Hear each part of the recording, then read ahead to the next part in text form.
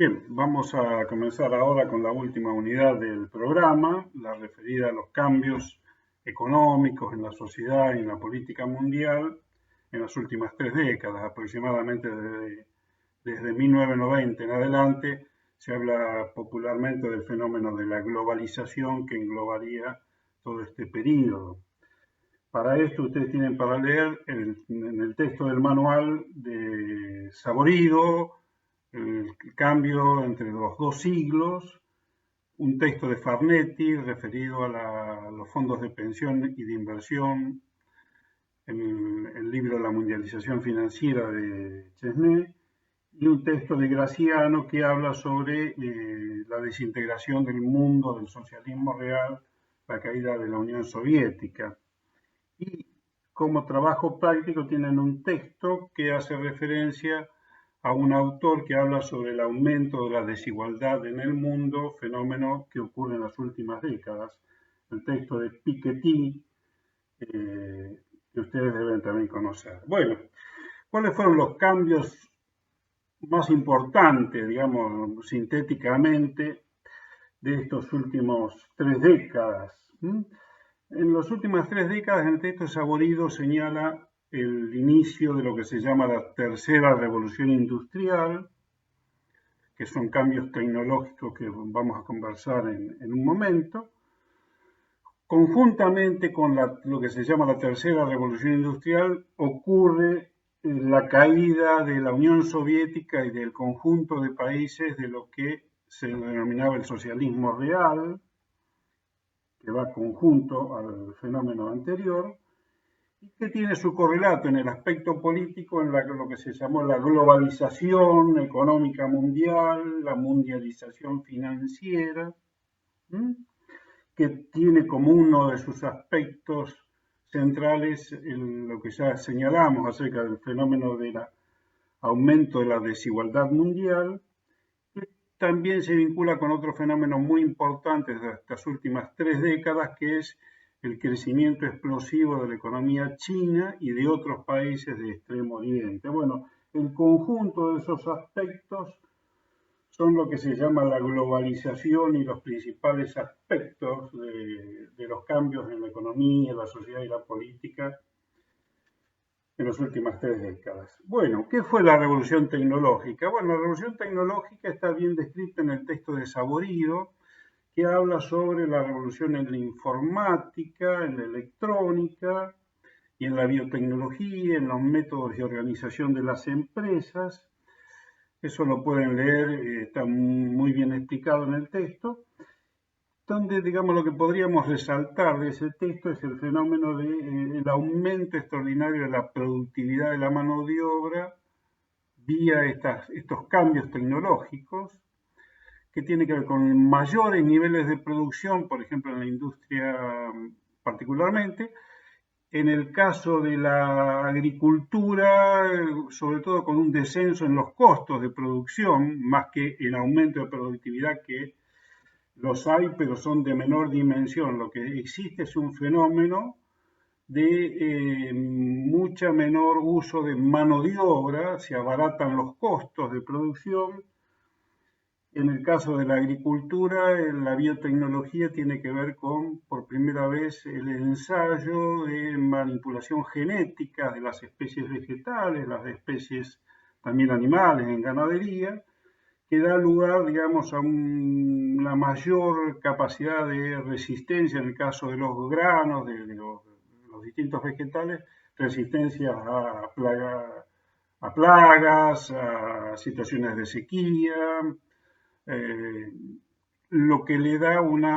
como ya decíamos, un aumento muy importante, una rebaja, mejor dicho, de los costos de producción. Y en el caso de la industria sí se ve un aumento extraordinario de la productividad, ¿no? Donde el uso de mano de obra cada vez es menor, casi desechable en algunas de ellas. Uno de los aspectos que también tiene que ver, remarcado en el texto de Saborido, es la economía de mano de obra en las cuestiones administrativas. La información en tiempo real hace que, digamos, se tomen decisiones con mucha mayor velocidad que en el pasado y toda la transmisión de nuevos conocimientos es, digamos, casi en tiempo real, ¿no? El fenómeno de las comunicaciones que ustedes vivimos todos en el presente, es un fenómeno absolutamente nuevo que se desata a partir de los 90 y que tiene una importancia fundamental. Esta revolución tecnológica ocurre dentro de la esfera del capitalismo y luego obviamente también se va a trasladar a los países que de la vieja órbita del socialismo real, que van a ir cayendo uno a uno desde el año 89, cuando cae el muro de Berlín, en el año 91 la gran caída de la Unión Soviética, la desintegración de la Unión Soviética, y como ya decimos, uno a uno toda la Europa del Este, del socialismo real, se incorpora al mundo capitalista, podemos decir. Ese es otro aspecto, digamos, porque la consolidación del capitalismo, que lo vamos a ver en el próximo video como una forma económica social predominante a nivel mundial, se acelera o se posibilita, podemos decir, con la caída del socialismo real. Este socialismo real que puso en práctica las ideas de Marx, que formuladas en el a fines del siglo XIX, de alguna manera muestran, digamos, un poco la terrible disyuntiva que tuvieron estos regímenes a partir de, digamos, de alguna manera de enfrentar, en el caso de la Unión Soviética, el primer país obrero socialista, grandísimas dificultades a lo largo de toda su historia, siendo un país muy atrasado en 1917 cuando se dio la Revolución Rusa, sufriendo años de guerra civil, conflictos políticos enormes a fines de la década del 20, una cantidad de muertos cercana a los 30 millones. Bueno, Putin, el actual dirigente de la Unión de Rusia, habla de 27 millones de rusos que mueren durante la Segunda Guerra Mundial, el país que de lejos tiene mayor cantidad de mortalidad y de destrucción. Y pese a todo ese sistema, partiendo de toda esta cantidad de inconvenientes, logró ser, después de la Segunda Guerra Mundial, la segunda economía mundial, que compitió con los Estados Unidos y que planteó, digamos, un ideal de una sociedad sin clases, que fracasó en cuestión de un poco más de 70 años. Como ya decíamos, en el año 91 la Unión Soviética desaparece. Bueno, en el texto de Saborido, en los distintos capítulos, tienen un poco una historia muy abreviada de qué es lo que ocurrió a lo largo del tiempo con la Unión Soviética. Veríamos, sí, el texto o trataríamos de explicar un poco el texto de Graciano sobre la caída del socialismo real, centrada en eso, ¿no? Y, digamos, lo que ustedes tendrían que fijarse de ese texto de Graciano es un poco cómo analiza la caída de ese socialismo que él señala no es del socialismo en sí mismo la caída, sino de un modelo de acumulación extensiva propio del que existió en la Unión Soviética. Que podría haber, digamos, uno podría pensar, de acuerdo al planteo de Graciano, que podría haber otro tipo de socialismo que efectivamente fue el socialismo real. Y señala, digamos, como características centrales de ese modelo de socialismo real una planificación muy fuertemente centralizada por el Gosplan, un sistema de planificación por balances materiales, atiendan esto porque es importante en el planteo de Graciano, tanto uno como otro sistema de planificación, digamos, común, da lugar, digamos, a una planificación, digamos, por cantidades de producción y no por la eficiencia de costos, de financieros, de costos de mano de obra, costos de insumos, ni, digamos, grado de satisfacción de la demanda. Desde ese punto de vista, crece la cantidad de producción, pero no necesariamente,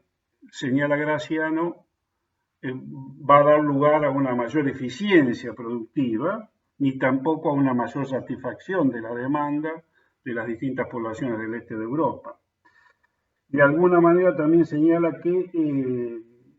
ese sistema, por eso se llama modelo de acumulación extensivo,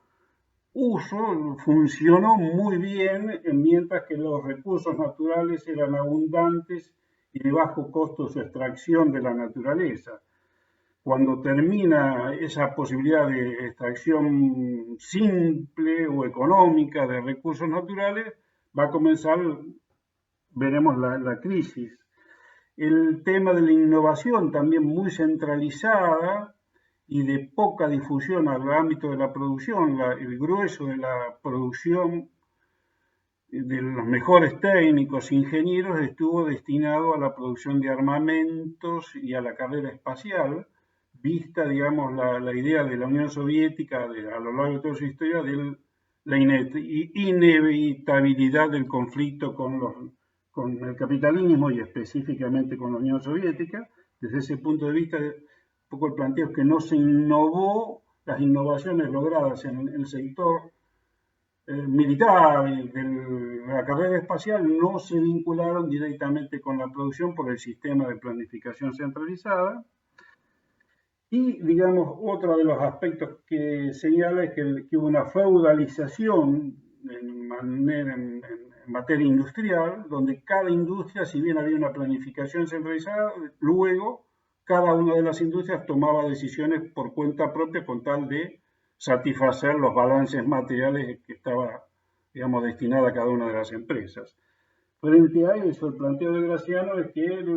una idea de un nuevo tipo de socialismo debería haber ido hacia una planificación por empresa, tomando en cuenta costos y satisfacción de la demanda. Señala, digamos, como en los últimos periodos de Gorbachov, en el periodo de la perestroika, hubo un intento de establecer sistemas de balances que tuvieran en cuenta los costos de producción y de satisfacción de la demanda por parte de las empresas, y de donde se premiara la innovación tecnológica vía las asociaciones con empresas extranjeras y o la creación de empresas de menores dimensiones de carácter privado, o sea, estableciendo ciertos mecanismos de mercado